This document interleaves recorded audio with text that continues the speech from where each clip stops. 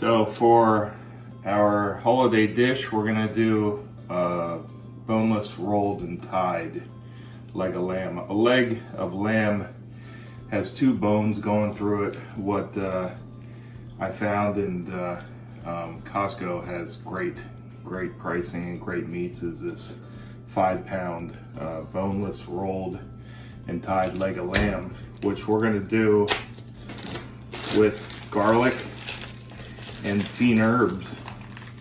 But what we're gonna do is we're gonna make 12 little incisions into the meat, and we're gonna push garlic cloves into the roast.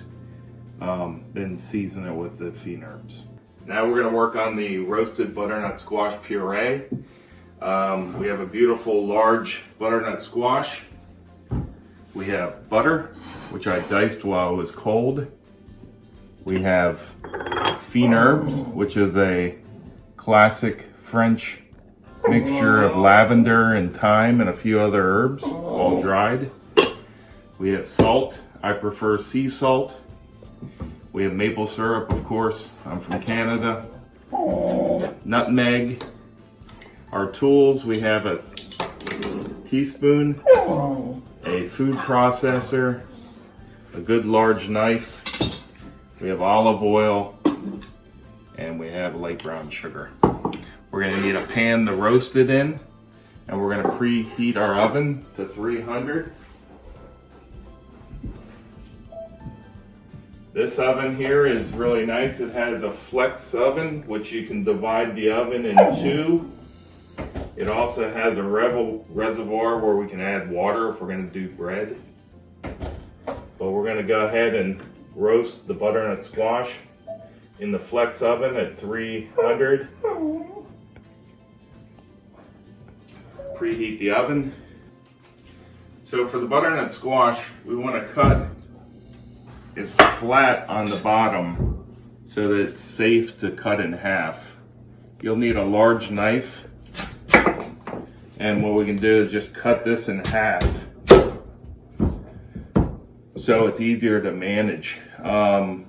Cutting that piece off the bottom is very important to keep it stable so it doesn't roll on you. This is beautiful, beautiful squash. We're gonna take the seeds out, and we're gonna put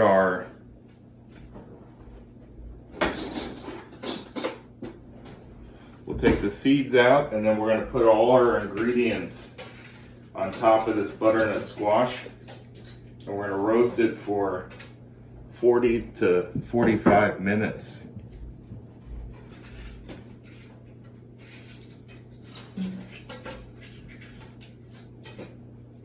Hope everybody had a great Thanksgiving. We're doing this dish today because of the holidays. So whatever holiday you celebrate, I think it'll be great around the table for friends and family.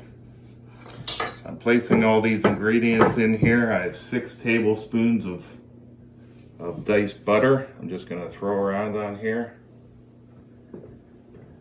evenly. You want to save all the juices when it comes out of the oven. I got 2 tablespoons of brown sugar.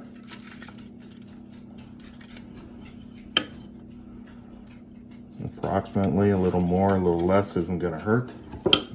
We have a little nutmeg.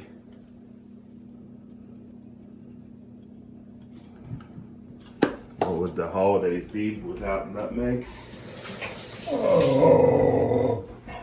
Our fine herbs, 1 tablespoon or 1 teaspoon.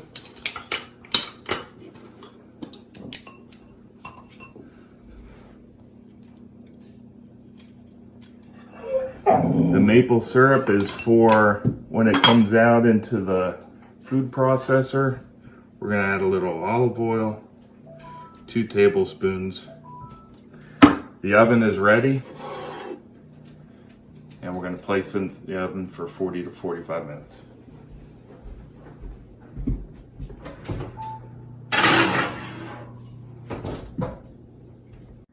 So the commentary so far has been Heidi. Heidi, what did you do?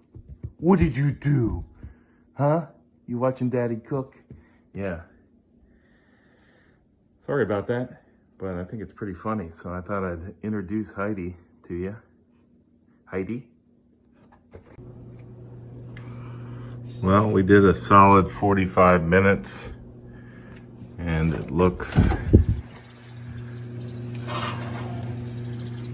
really good.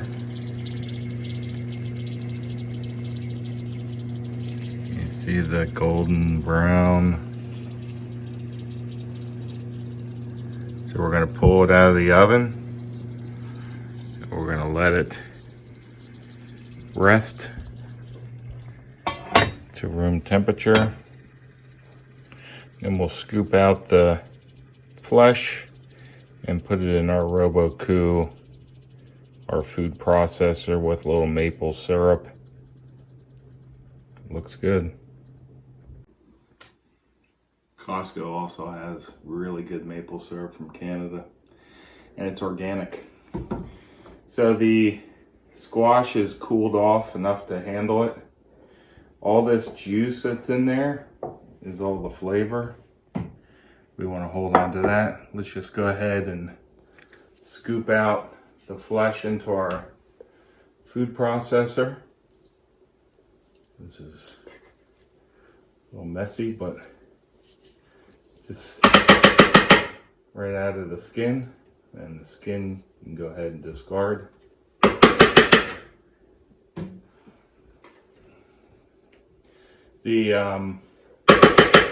Your oven really depends on the year, the model, the make, and whether it's gas or electric. So please adjust the time and temperature to your oven.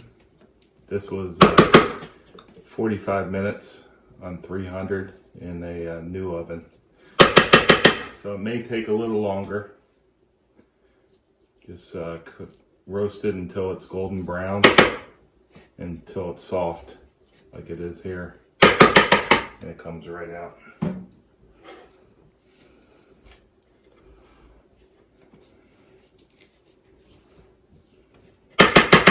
What we're going to do is we're going to add our maple syrup, all the natural pan juices from the pan. We're going to season it for salt and pepper. And then we're going to add a little whole butter to finish it off, 2 tablespoons. This will be the bottom of the plate. And when we do the pilaf, we'll place the pilaf on top of the butternut squash puree. And then we'll slice the lamb and present that over top of everything here, the natural pan juices. All that great flavor. There's our 2 tablespoons of butter.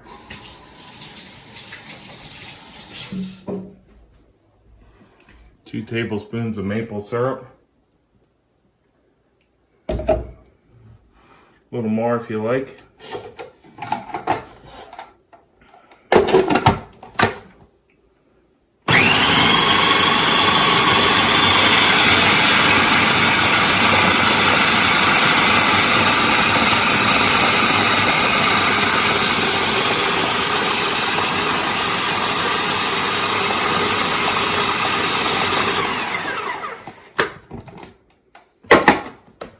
I bought this food processor at Costco as well. That's beautiful. Okay, for both the lentils and the Bulgar wheat, we start with boiling chicken stock. 1 quart. We're gonna add a teaspoon of salt. And here we have our cup of green French lentils. Let that come up to a boil.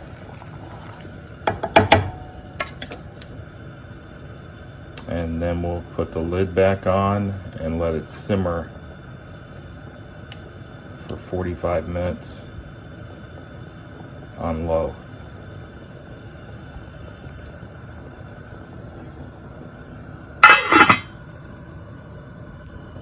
Okay, now we have the chicken stock boiling for the Bulgar wheat.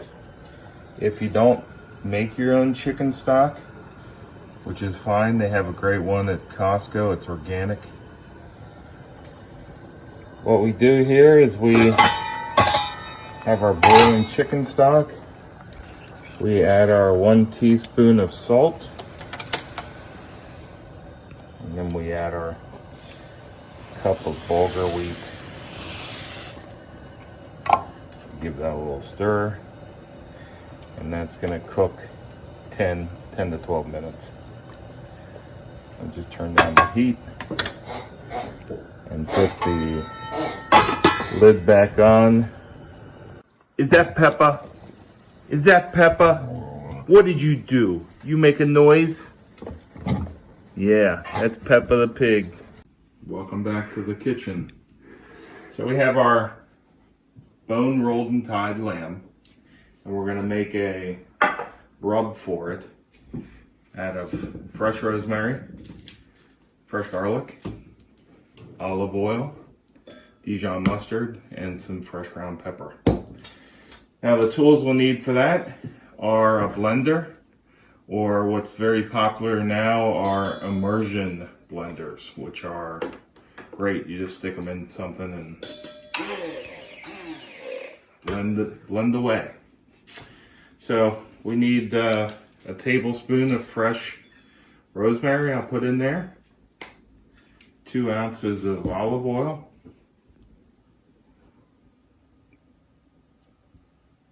1, 2, 1 tablespoon of Dijon mustard. Ooh, there you go. So for the fresh garlic I just taken, I put a little pressure on it, and the garlic bulb turns into cloves. And with a clove, you just give it a little pressure, bang it with the back of a knife. There's 1.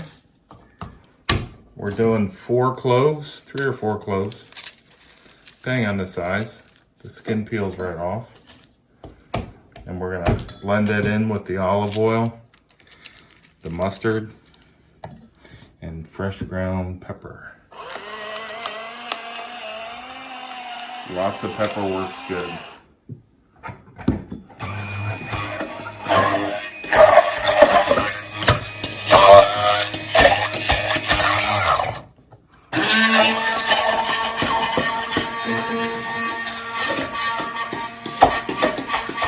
We've got all kinds of great tools nowadays to help you out in the kitchen.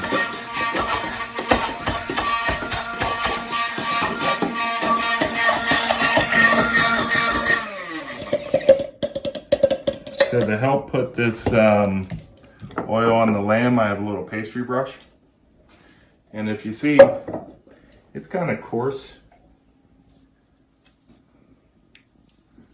That's what we're looking for. And we're going to go ahead and turn it over, rub it on the other side.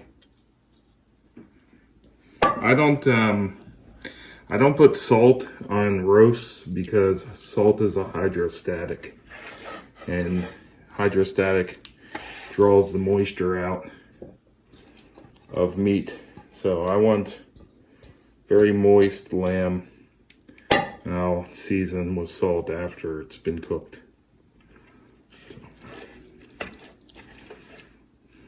Okay, this is going to go right into the oven, 300 degrees.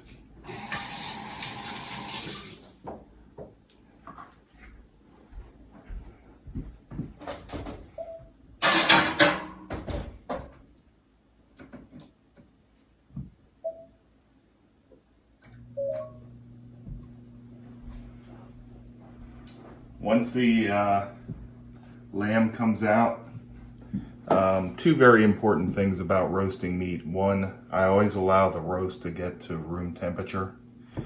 And 2, you always allow a roast to rest before you cut it. So when it comes out of the oven, and we're going to talk about medium rare, we're going to talk about medium and more well done temperatures, but we're going to allow that to rest and before we slice it, so not all the juices come running out of it. For the pilaf, we're using Bulgar wheat and green French lentils. So we cook the lentils separate from the Bulgar wheat. The lentils are 40 minutes, 45 minutes. Bulgar wheat takes 10 to 12 minutes. And we let that cool. In the mixture, we have a cup of brunoise, small diced celery. Keep your eyes on that so I don't cut myself with that. What I do is I cut the celery lengthwise and then just line it up, and it all just comes out nice small dice. And then we're going to have a half a cup of onion, a little minced rosemary, which I have maybe a tablespoon. We're going to saute that in.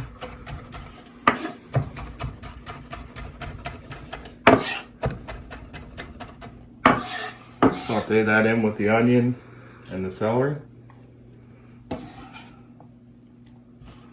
An onion's very easy to brunoise. Just cut it lengthwise, cut it long ways, line it up.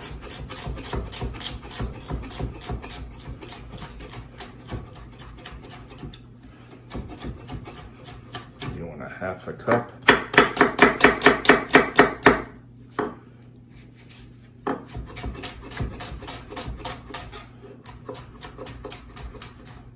Of course, at work we use cut gloves. We always work safe.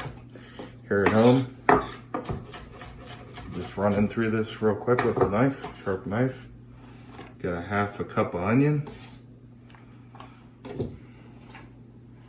We're going to saute that with olive oil and butter.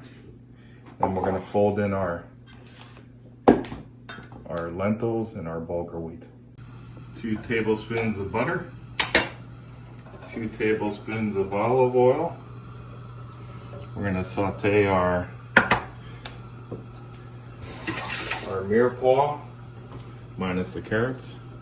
I didn't do carrots because we have the roasted butternut squash puree on the bottom.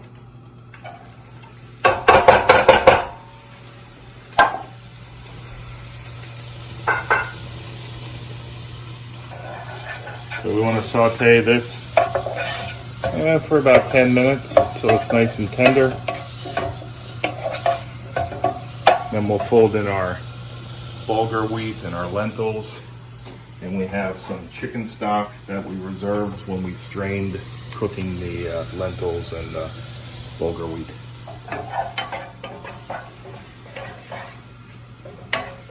We'll come back to that. The lamb is roasting. We're going to fold in the ingredients to the pilaf, into the sauteed celery and onion. We're going to use the reserved chicken stock to heat this up.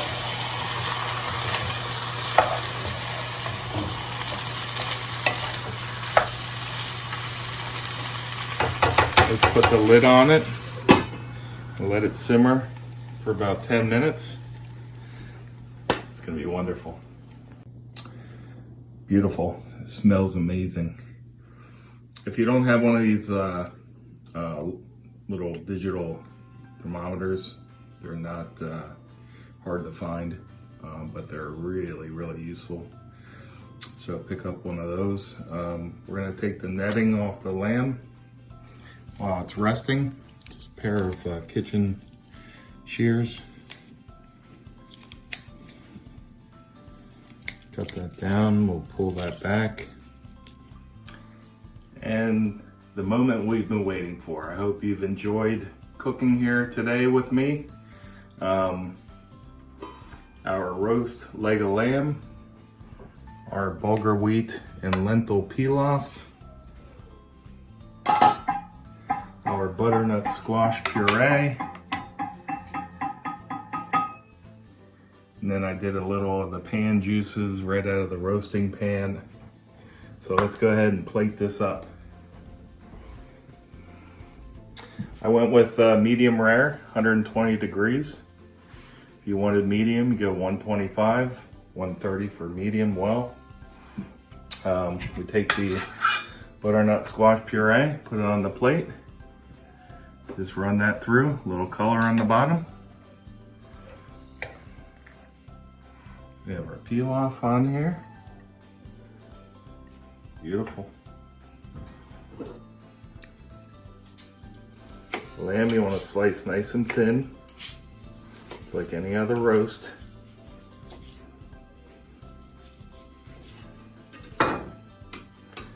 Serve 6 ounces. I'm going to put it in for you.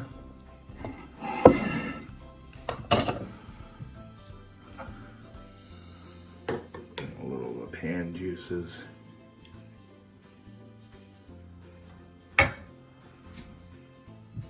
There's our holiday meal for the IMF.